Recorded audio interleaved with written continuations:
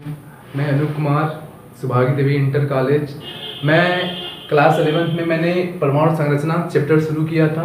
इसका मैं चौथा पार्ट में डिस्कस करने जा रहा हूँ। ठीक है, मतलब कि मैंने क्या किया था, मैंने थॉमसन परमाणु मॉडल क्या होता है, डाल्टन का कैसे होता है, इलेक्ट्रॉन की डिस्कवरी कैसे हुई, ये सब हमने देख लिया था। अब प्रोटॉन की डिस्कवरी कैसे हुई, यह अगला टॉपिक आपका है। मतलब कि discovery of proton, discovery of proton, electron proton की डिस्कवरी, डिस्कवरी ऑफ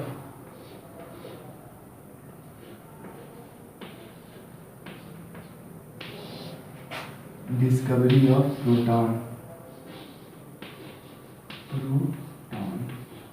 मतलब कि प्रोटॉन की खोज, ये जो प्रोटॉन की जो खोज है, जो प्रोटॉन की खोज है, ये गोल्डस्टीन साइंटिस्ट ने किया था। प्रोटॉन की खोज किसने की थी? गोल्डस्टीन साइंटिस्ट ने की थी। गोल्डस्टीन, जो गोल्डस्टीन, प्रोटॉन की खोज जो है वो गोल्डस्टीन साइंटिस्ट ने किया था। ठीक है, तो यह गोल्डस्टीन जो साइंटिस्ट थे, इन्होंने क्या किया, प्रोटॉन को खोज किया। या प्रोटॉन पे कौन सा आवेश होता है? प्रोटॉन पे धनात्मक आवेश होता है। प्रोटॉन पे कौन सा आवेश होता है? धनात्मक आवेश होता है। तो उन्होंने क्या किया, गोल्डस्टीन ने एक नली, एक ट्यूब लिया, नली लिया, और उस नली के दोनों सिरों पर, ठीक है, इस नली के दोनों सिरों पर, एक सिरों पर उन्होंने एनोड लगा दिया और एक सिरों पर उन्होंने कैथोड लगा दिया। उस कैथोड को उन्होंने छिद्रित किया। थोड़ा 1 सेकंड, थोड़ा इसको बड़ा करना पड़ेगा।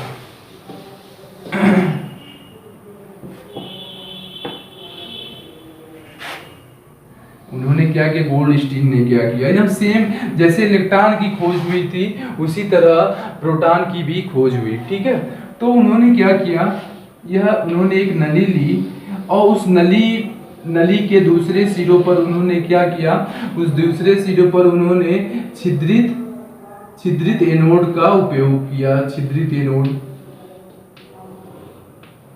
सॉरी जी, छिद्रित कैथोड का प्रयोग किया। एक कैथोड है, कैथोड,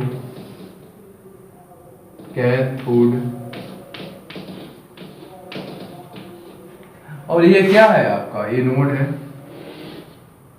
यह आपका एनोड है।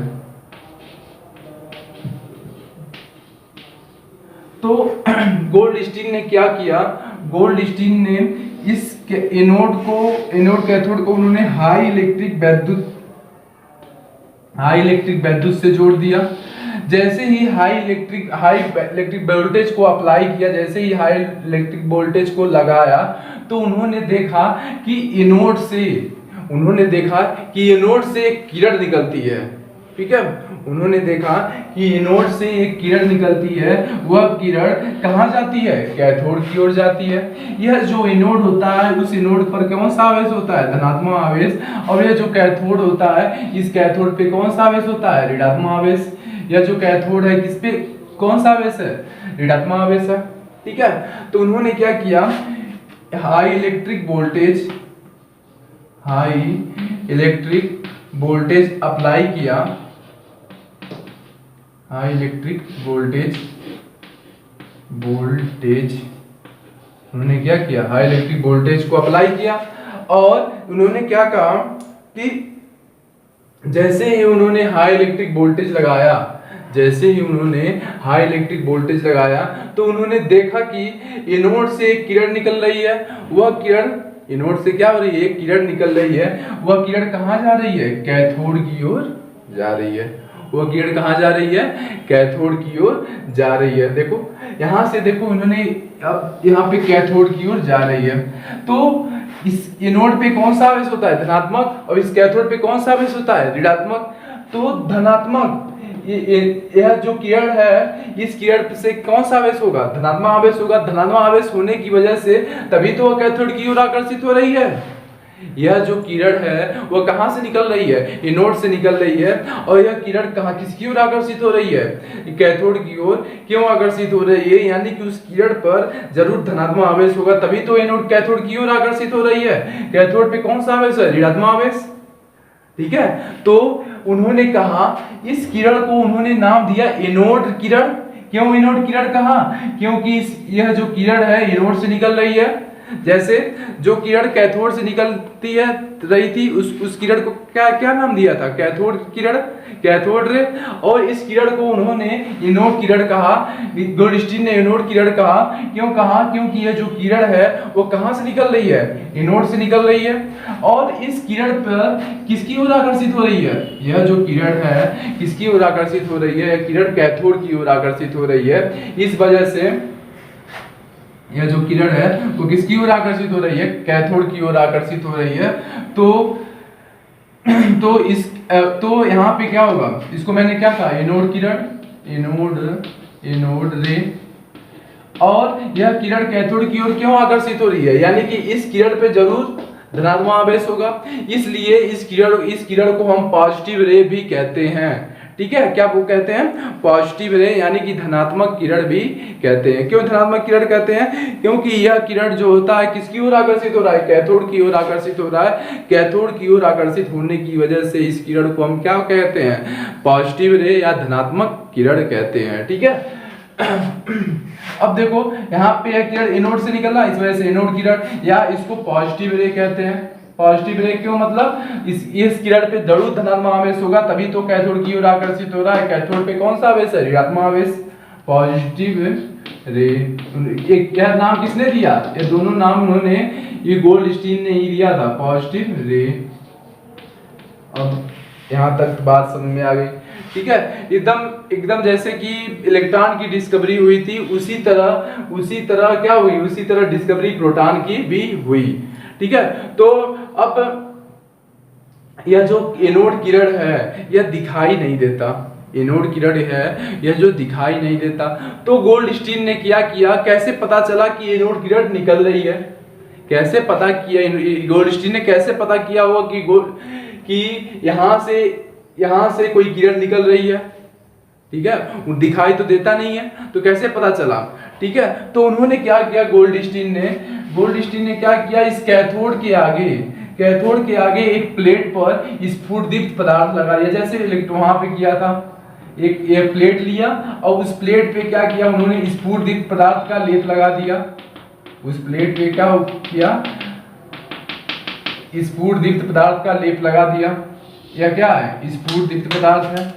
स्फुटदीप्त पदार्थ ऐसा पदार्थ होता है जब कोई किरण इस पर पड़ती है तो ये क्या होता है? चमकने लगता है। ठीक है, स्फुटदीप्त पदार्थ का लेप लगा दिया, जैसे कि जिंक सल्फाइड। उन्होंने क्या किया? उन्होंने कैथोड के आगे उन्होंने क्या किया? एक प्लेट रखी और उस प्लेट पे किसका लेप लगाया? जिंक सल्फाइड का लेप लगाया। यह जो जिंक सल्फाइड है यह एक स्फुटदीप्त पदार्थ है। जैसे ही कोई किरण इस जिंक सल्फाइड पर पड़ती है तो ये क्या करने लगता है? चमकने लगता है। ठीक है, तो यह किरण दिखाई नहीं दिया तो कैसे पता चला कि वह किरण निकल रही है? एनोड से किरण कोई निकल रही है, तो उन्होंने कैथोड के आगे एक प्लेट रखी, उस प्लेट पे जिंक सल्फाइड एक स्फुटदीप्त पदार्थ रखा जिसको जेडेनस कहा गया। यह जिंक सल्फाइड एक ऐसा पदार्थ है जैसे ही कोई किरण इस पर पड़ती है तो यह चमकने लगता है। ठीक है, और जब किरण इससे होकर गुजरती है तो क्या होता है? अपनी छाप छोड़ जाता है यहाँ पे। ठीक है, जैसे ही किरण इससे होकर गुजरी तो यहाँ से एक छाप छोड़ जाएगा। ठीक है, तो यह तो पहला पॉइंट था कि उन्होंने कैसे देखा कि यह किरण निकली। तो उन्होंने प्लेट लगाई, उस प्लेट पर जिंक सल्फाइड का लेप लगाया, इससे पता चला कि यह किरण यहाँ से एनोड से कोई किरण निकलती है। ठीक है, और जैसे कि हमने देखा था कि हमने यह देखा कि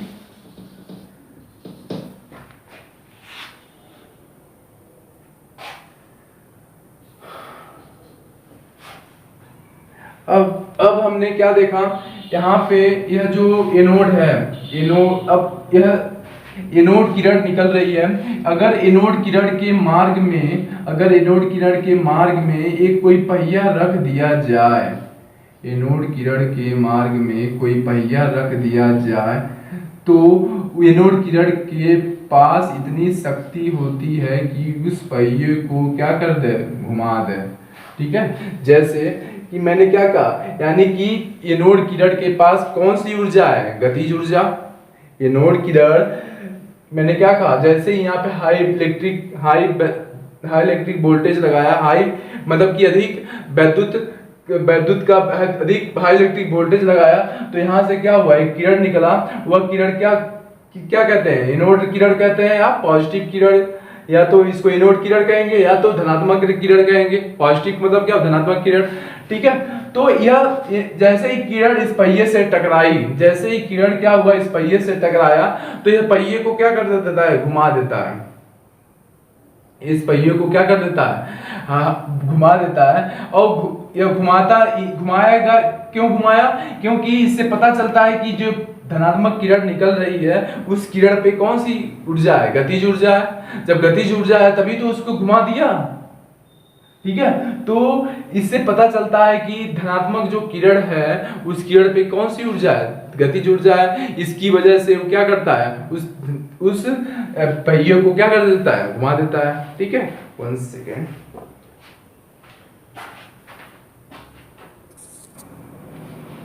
तो मैंने क्या कहा था कि जो एनोड है, एनोड क्या होता है, एनोड के पास बहुत ही, एनोड किरण या धनात्मक किरण के पास बहुत ही गतिज ऊर्जा होती है। अगर इसके मार्ग में कोई पहिया रख दिया जाए तो इस पहिए को क्या कर देता है, घुमा देता है, ठीक है। तो अब यहाँ पे एक और एक्सपेरिमेंट देखा गया। ये मान लो एनोड किरण है, ठीक है। यह क्या है, आपकी एनोड किरण है, एनोड किरण क्यों कहा गया, क्योंकि एनोड से निकल रही है, एनोड किरण।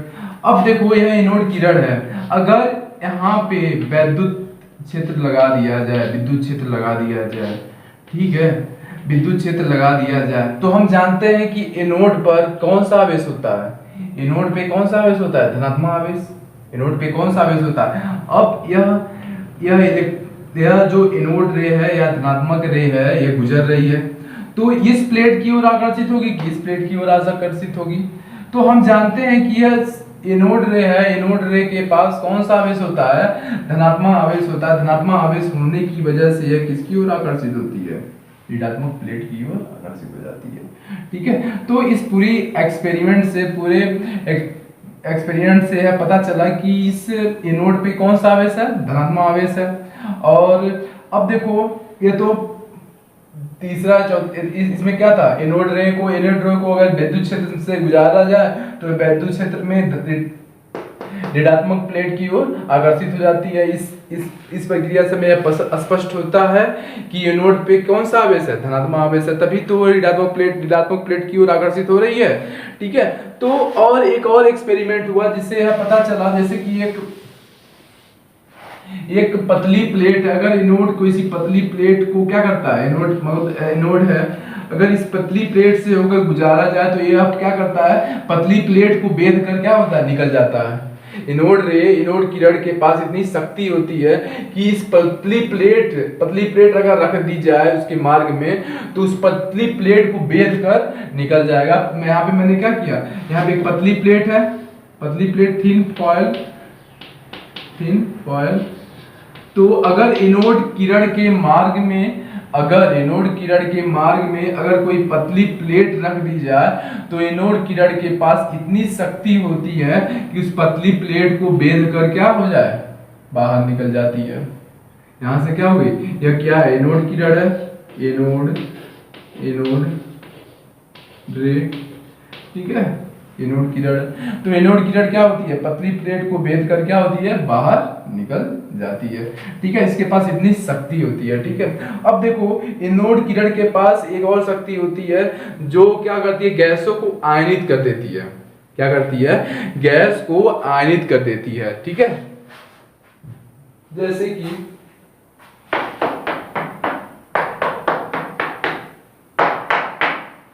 तो मैंने क्या कहा, एनोड किरण के पास ऐसी शक्ति होती है जिसकी वजह से, उस पावर की वजह से वो क्या करती है, गैस को आयनित कर देती है। आयनित का मतलब क्या हुआ, अगर एनोड किरण को हाइड्रोजन गैस है, ठीक है, हाइड्रोजन गैस है, अगर एनोड किरण इस हाइड्रोजन गैस से होकर गुजारा जाए, हाइड्रोजन गैस में क्या होता है, हाइड्रोजन में सभी H2 अणु रहेंगे, H2 है, बहुत सारे H2, यही हाइड्रोजन गैस है ना, बहुत सारे H2 रहेंगे, ठीक है।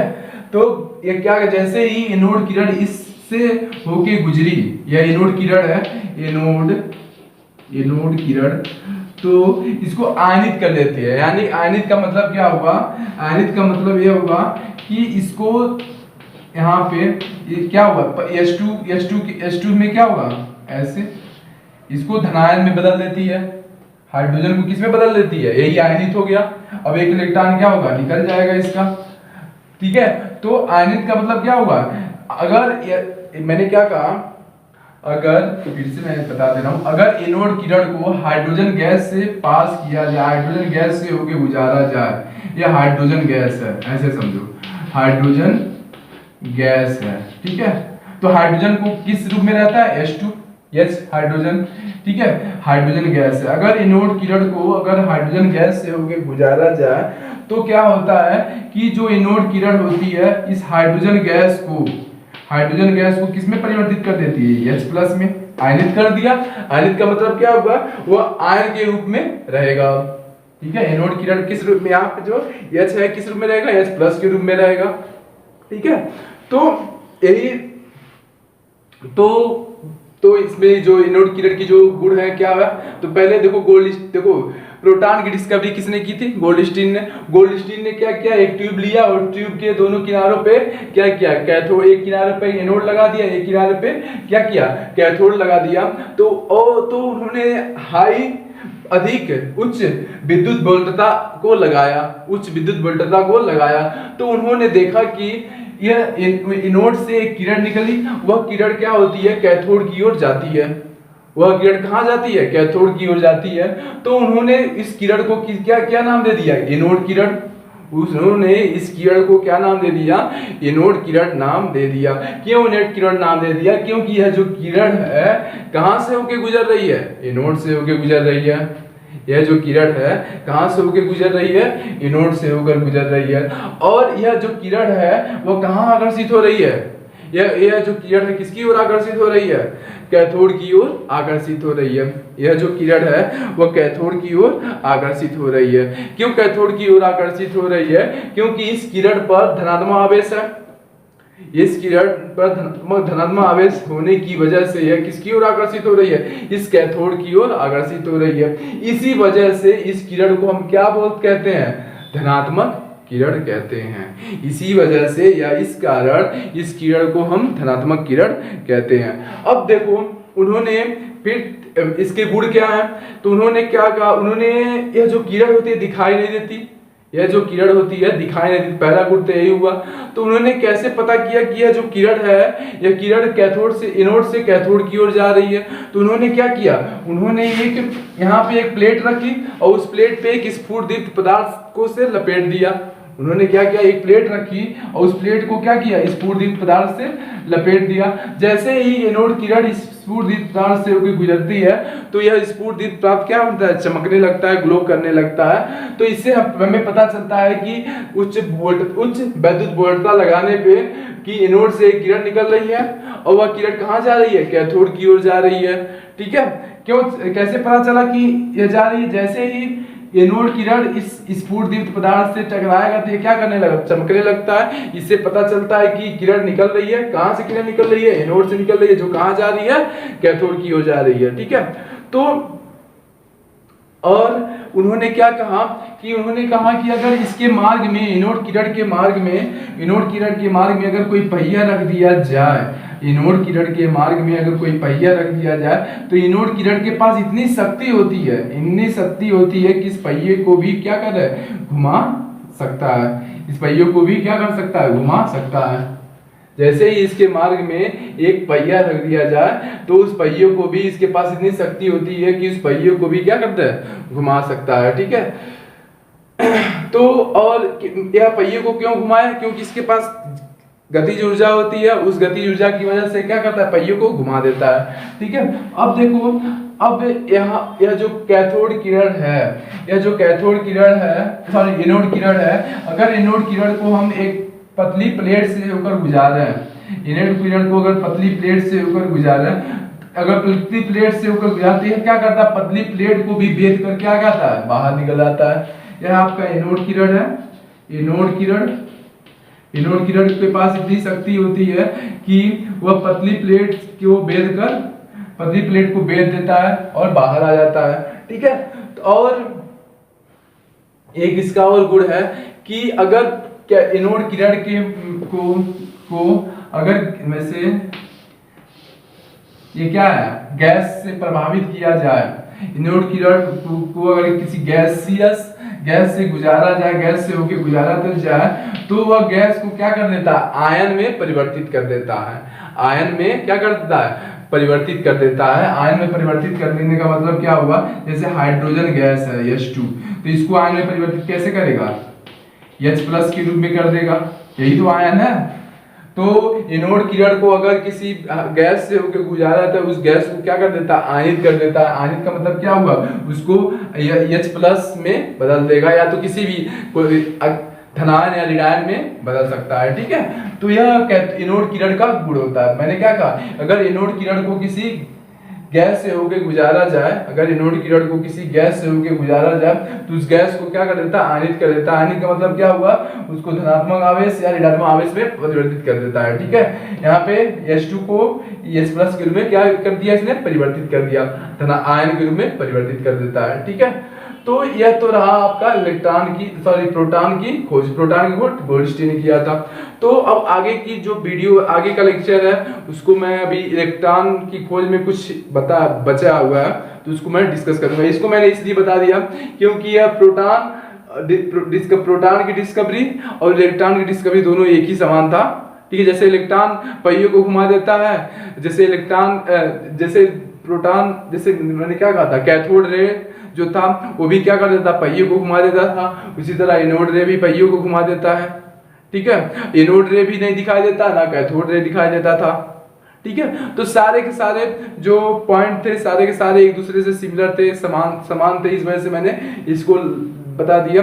अभी इसके बाद से मैं उसमें तेल बूंद का कोई है, उसको मैं इलेक्ट्रॉन में डिस्कस करूंगा। अभी इलेक्ट्रॉन की टॉपिक कुछ बची हुई है, ठीक है। तो इसलिए मैंने इसको बता दिया, प्रोटॉन की डिस्कवरी कैसे की हुई थी, किसने किया था, ठीक है। तो अगले का टॉपिक मैं अगले क्लास में डिस्कस करूंगा, ठीक है। Thank you.